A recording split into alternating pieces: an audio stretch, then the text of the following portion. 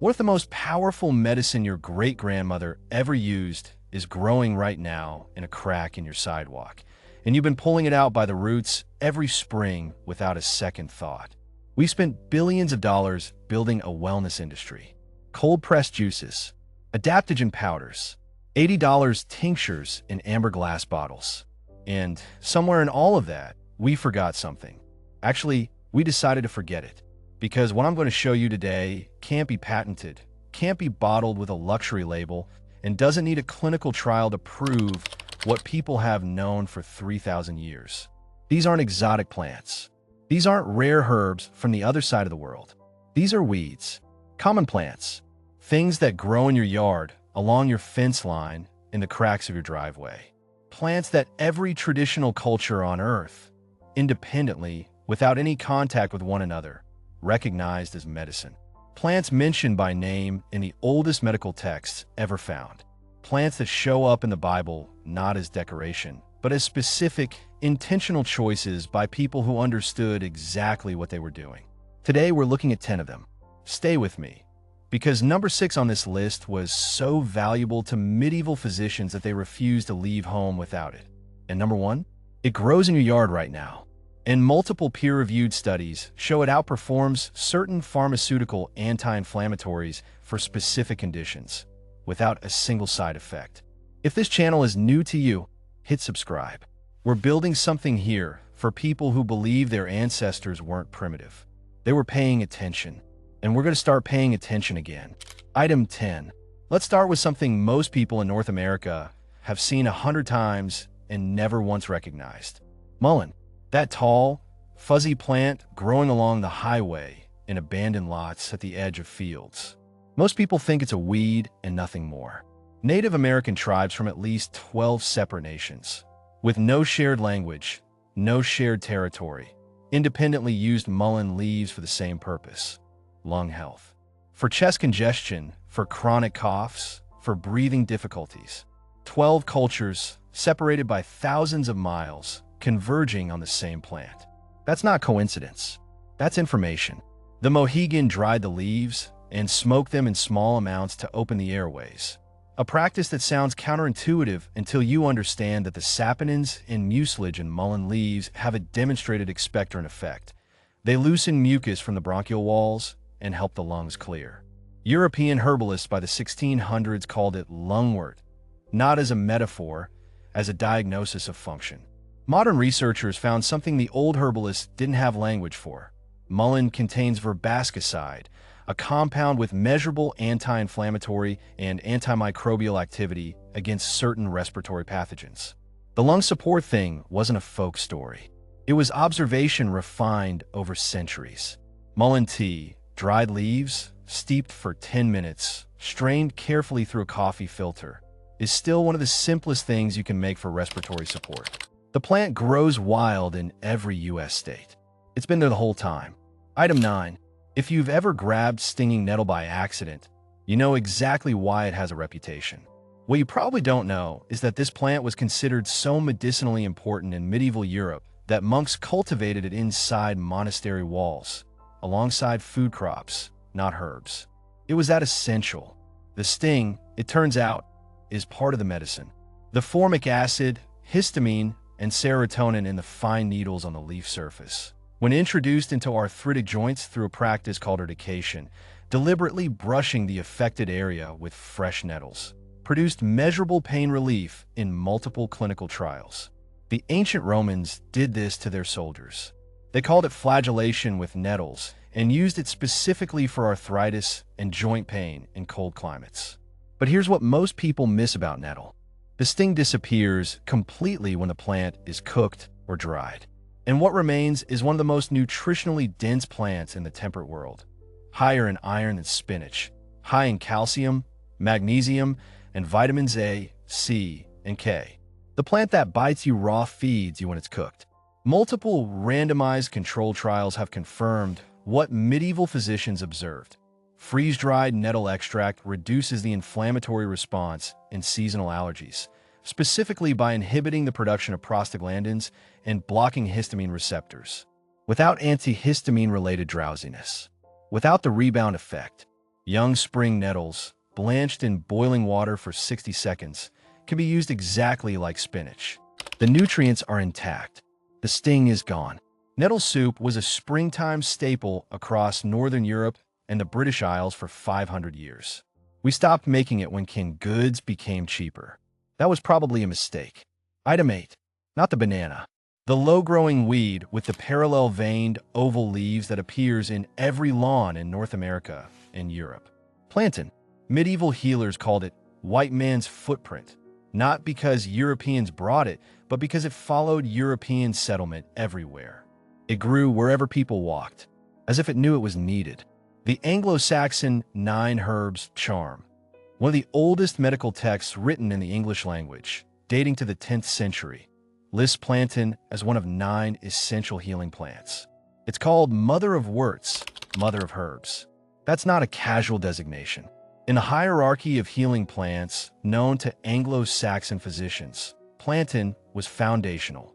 The active compounds are aucubin and actiacide, iridoid glycosides with confirmed anti-inflammatory, antimicrobial, and wound-healing properties. Clinical research published in the Journal of Ethnopharmacology found that plantain extracts significantly accelerated wound closure and reduced bacterial colonization in controlled studies. The soldiers who chewed plantain leaves and pressed them to cuts weren't being superstitious. They were applying a broad-spectrum antimicrobial poultice. You can identify it right now in any grass lawn. The leaves are oval, with prominent parallel veins running the length of the leaf. You can feel them if you press a fingernail across the back.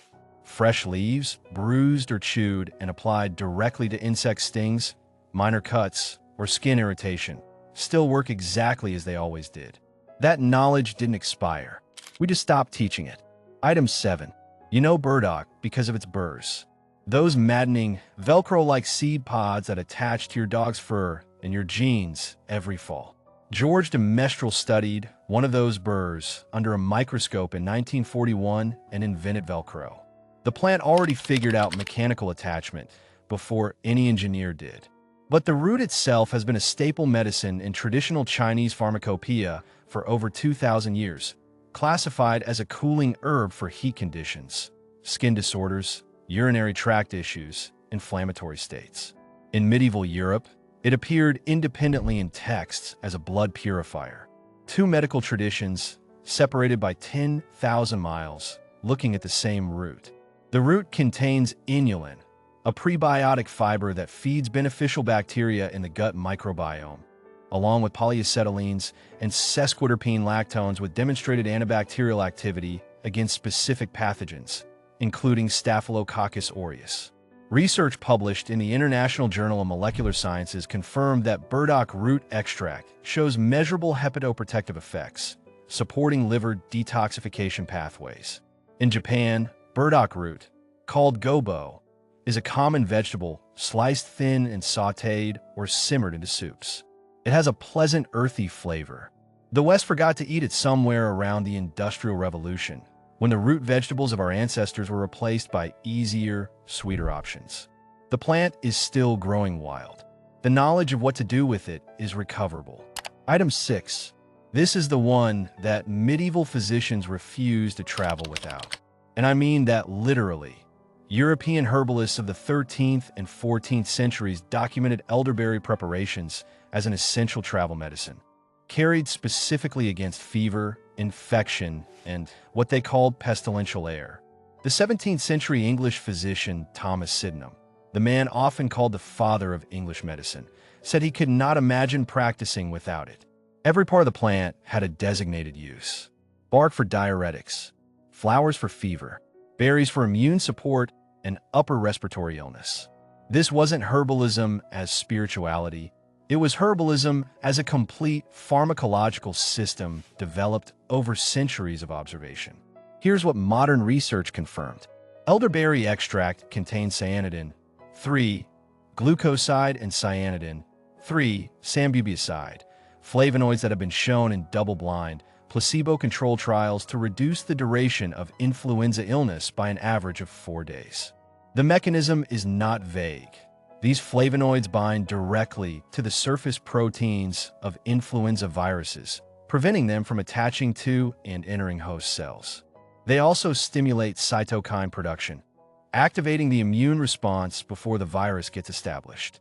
A meta-analysis in complementary medicine research examining multiple randomized controlled trials concluded that elderberry substantially reduces upper respiratory symptoms. This is peer-reviewed. This is confirmed. An elderberry syrup, made from dried berries simmered with water and honey, can be made at home for a few dollars. One honest note: raw elderberries contain sambunagrin, which breaks down into cyanide compounds and causes nausea. Always cook them first. The traditional preparation, boiled, strained, combined with honey, deactivates this completely. The old recipes weren't arbitrary. They encoded important safety knowledge we lost when we stopped passing it down. Item 5. The botanical name tells you everything. Achillea, named for Achilles, the Greek warrior who, according to Homer, used this plant to stanch the bleeding wounds of his soldiers on the fields of Troy. Whether that story is literal or mythological, the name itself is a medical document. Someone, somewhere in the classical world, associated this plant so strongly with wound treatment that they named the entire genus after the greatest warrior of the age. Yarrow contains achiltin and achillean, compounds with confirmed hemostatic properties, meaning they actively accelerate blood clotting. Field surgeons in both World War I and World War II documented soldiers using yarrow leaves as improvised wound dressings when supplies ran out. Not because they were desperate, because it worked. But the anti-inflammatory properties are the part that modern research finds most interesting. Yarrow contains luteolin, apigenin, and beta-sitosterol, flavonoids that inhibit NF-kappa B pathways, one of the primary inflammatory signaling cascades in the body. Research published in the Journal of Pharmacological Sciences found yarrow extract comparable to aspirin for inhibiting platelet aggregation and reducing inflammatory markers. Comparable to aspirin, without the gastric damage that aspirin causes in long-term use. The feathery, fern-like leaves of yarrow grow in almost every temperate meadow in the Northern Hemisphere. It was so common, so universally available, that it became invisible. That's perhaps the most consistent pattern in this list. The most effective plants are the ones we stopped seeing because they were everywhere. Item 4. Hold a St. John's wort leaf up to the light. The tiny translucent dots you see, those are oil glands, and they look exactly like perforations in the leaf, which is why the species name is perforatum. Medieval botanists noticed this and called it the herb with windows. They believed that because the light passed through it, it was meant to let light into dark places in the body. That's mystical language, but the medicine it described was real. In Luke 10, verse 34, when the Good Samaritan pours oil and wine into the wounds of the injured man, the oil most biblical historians identify in that context is the infused oil of hypericum. St. John's wort flowers, steeped in olive oil, produce a vivid red oil that was the standard wound treatment of the ancient Mediterranean world. Not wine, not water. This oil specifically. The choice was deliberate and medically informed. The internally used preparation, standardized extract of hypericin and hyperforin, has been evaluated in more than 40 randomized controlled trials for mild to moderate depression. A Cochrane Review meta-analysis, examining 29 of those trials, found St. John's wort extract consistently superior to placebo and equivalent in efficacy to standard antidepressants for mild to moderate depression, with a significantly lower rate of side effects. The German Commission approved it as a licensed pharmaceutical treatment in the 1980s. Germany was prescribing this plant while American physicians were calling it a weed. One note: St. John's wort is pharmacologically active enough to interact with several prescription medications, including blood thinners and certain antidepressants. If you're on prescription medications, that interaction is worth checking before you use it. Item 3. Cleavers is the sticky plant. The one your children bring home from every walk, covered in the stuff because the tiny hook-covered stems cling to anything, fabric, fur, skin. You've definitely seen it. You've definitely removed it from someone's sweater. You've never once thought of it as medicine. For 2,000 years, healers from the British Isles to the Mediterranean used cleavers, specifically the fresh spring plant, as a lymphatic tonic, meaning a plant used to support the movement of lymph through the body. The lymphatic system is the body's drainage network, moving immune cells and clearing waste from tissues. It has no pump. Unlike blood, which has the heart, lymph moves only through muscular contraction and pressure.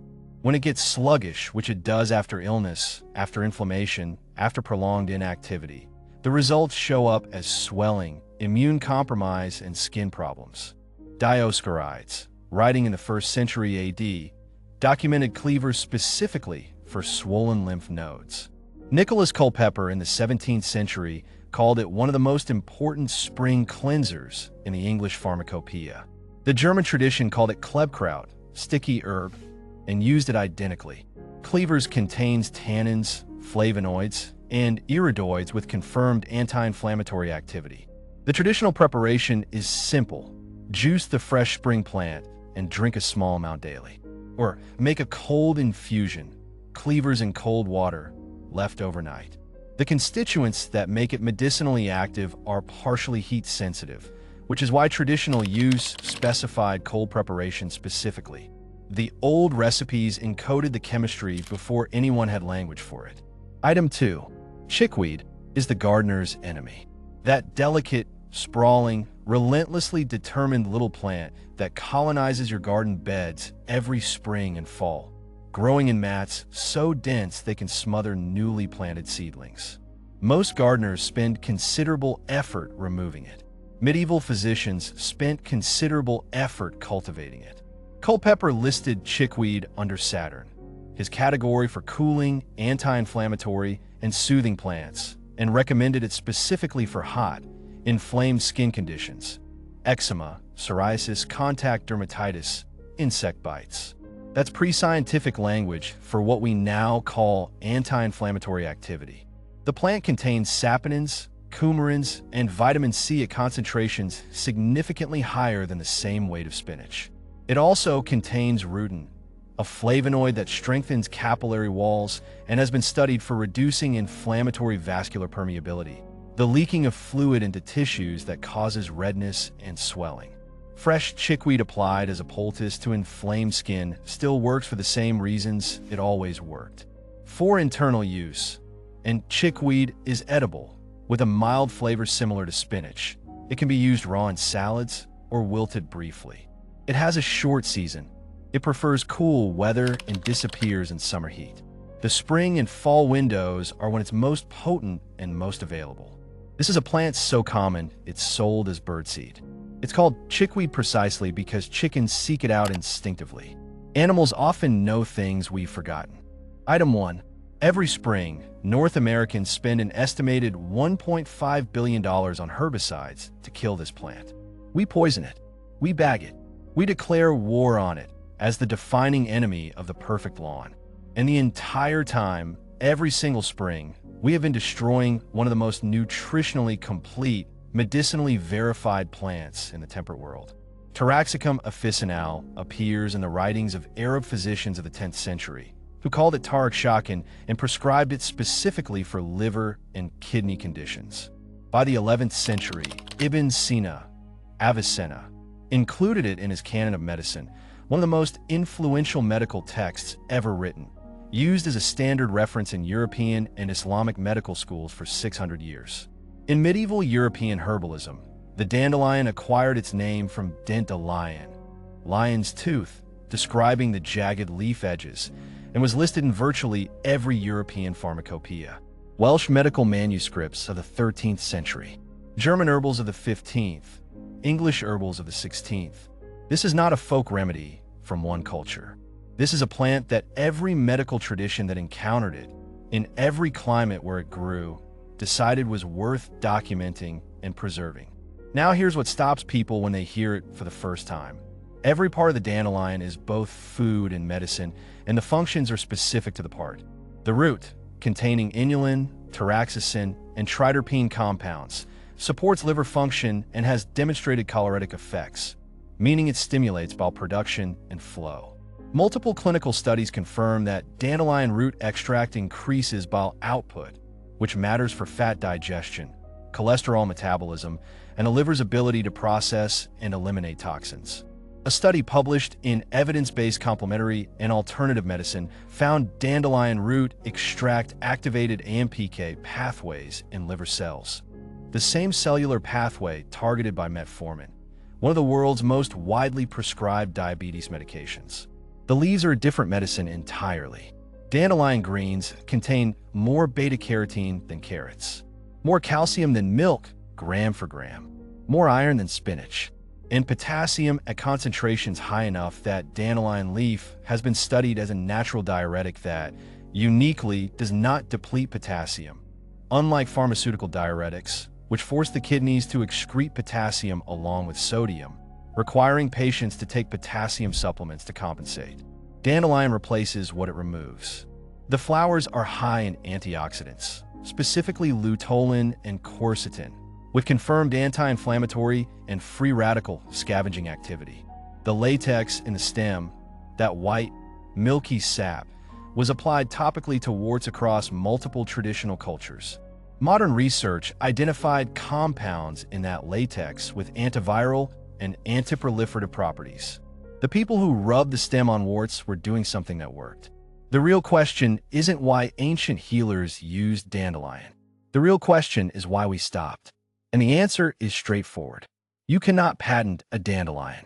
You cannot bottle a lawn weed and sell it at a margin that supports advertising. The pharmaceutical and supplement industries have no interest in your ability to walk outside and pick your medicine for free. That's not a conspiracy. It's just economics. And economics, over the course of a century, quietly buried a plant that 10 consecutive medical traditions had found essential. Young dandelion leaves, picked before the plant flowers, are the mildest and most nutritious. Sauté them with garlic and olive oil, exactly as you would any bitter green, or use them raw in salads. The root can be roasted and brewed as a coffee substitute with genuine hepatoprotective effects. The flowers can be made into wine, or infused into honey, or simply eaten where they're mild, slightly sweet, and visually striking. This plant is growing in your yard right now. It will be there next spring, and the spring after that, and every spring for the rest of your life. The knowledge of what to do with it, that's what we're rebuilding. There's a word used in ethnobotany, the study of how human cultures have used plants across history. The word is empirical. Not empirical in the sense of randomized trials and double-blind studies. Empirical in the older sense. Knowledge built from direct observation, repeated across generations, tested against real outcomes in real bodies over real time. The people who developed these plant medicines weren't primitive. They were methodical. They didn't have mass spectrometers. They had something more demanding. They had to be right or people died. And the plants that survived in their medical texts are the ones that passed that test. Not once, but across centuries, in different hands, in different climates, in different cultures, and kept working. Modern science didn't discover what dandelion does to the liver. Modern science confirmed it. That distinction is worth sitting with for a moment. One thing before we close: quality matters enormously with all of these plants. There's a significant difference between fresh, properly identified wild dandelion greens and a dandelion extract capsule that's been sitting in a warehouse. Between fresh-pressed elderberry syrup made with ripe berries and a commercial syrup with added sugars and reduced active content. The link in the description below includes sourcing I've vetted personally. Here's your assignment for this week. Pick one plant from this list. Just one. Find it in your yard, at a farmer's market, in a health food store, and do one thing with it. Make the nettle tea. Sauté the dandelion greens. Prepare a small batch of elderberry syrup. The knowledge stays abstract until you make it physical. That's how it always worked. Tell me in the comments, which one surprised you most? Or if you're already using any of these, which one has made the biggest difference? I read those comments. They shape what comes next. Next week, 5 fermented foods that appear in the Old Testament that your gut bacteria have been waiting for you to rediscover. Don't miss it.